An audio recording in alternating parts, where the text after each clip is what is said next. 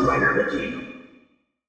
Hey YouTube, Dawson Rider here. Welcome to my review for the Rhino Zord and Black Ranger from the Power Rangers Playskool line. This released alongside the Gold Ranger and Zord, but I just got my hands on this because it's only really been available online. You can get it on Walmart.com is where I got it. It goes through Hasbro as a normal price now, and because it was on Amazon, but they were like ridiculously expensive. And unless you have like a Meyer Measure store, they haven't been showing up in regular retail for whatever reason.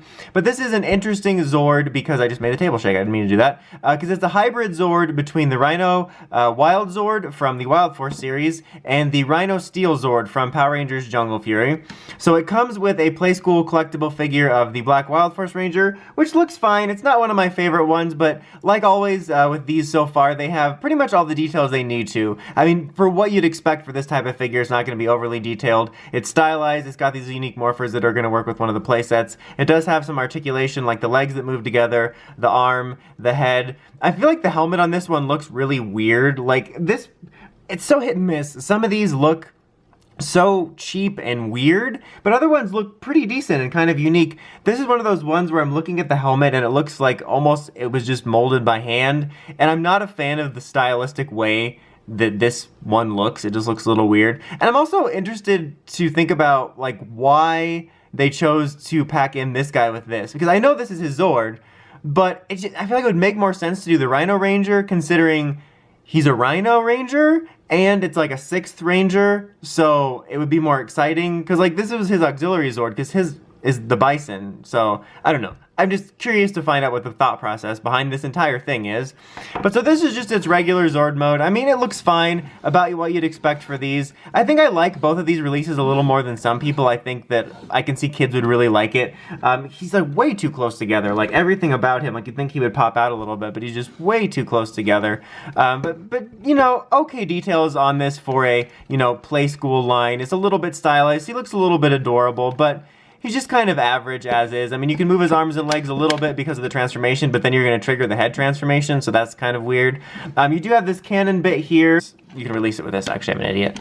There we go.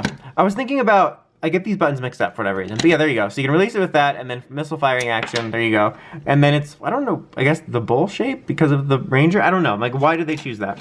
And then right here is a little spot for the Ranger to go on, and it's actually magnetic. So he just snaps right on there, which is kind of nice.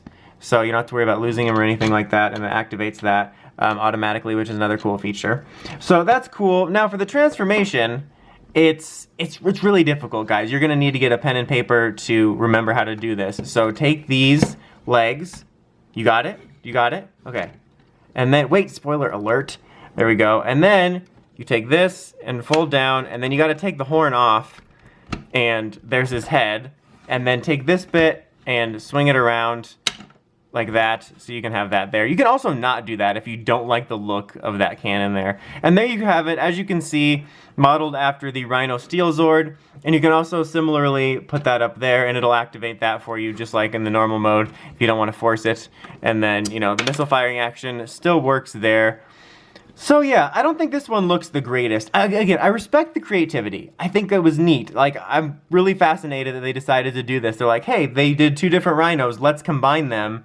That's interesting. I would honestly be really interested to see them do more things like that in the future, just to see what they come up with. Like, I think that's interesting. But this guy, I think, looks the blandest. Like, I know this is a Playskool hero line.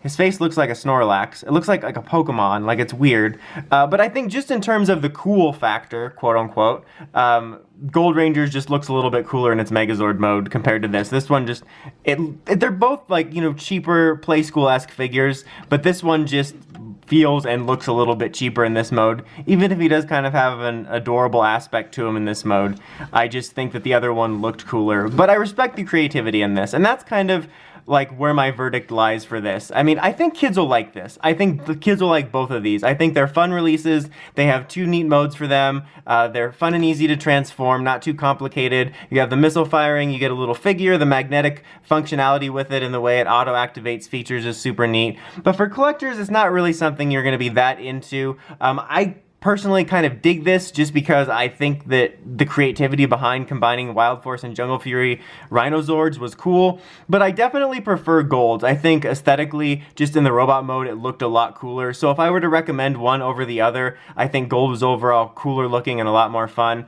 And just as a side nitpick, I kind of hate that you have to take the horn off. I mean, you can put it in his quote-unquote hand here as a weapon, but that just honestly looks like he got a thorn stuck in him, which is kind of weird. But I think it would just look cooler somehow if they could incorporate the horn there. I don't know, that just kind of bothers me. But anyway, that's about it for this one. Until next time, don't forget to like, comment, subscribe, and of course, don't forget to climb the steps and ring that bell with notifications for all my videos. Till next time, Dawson Rider, signing out.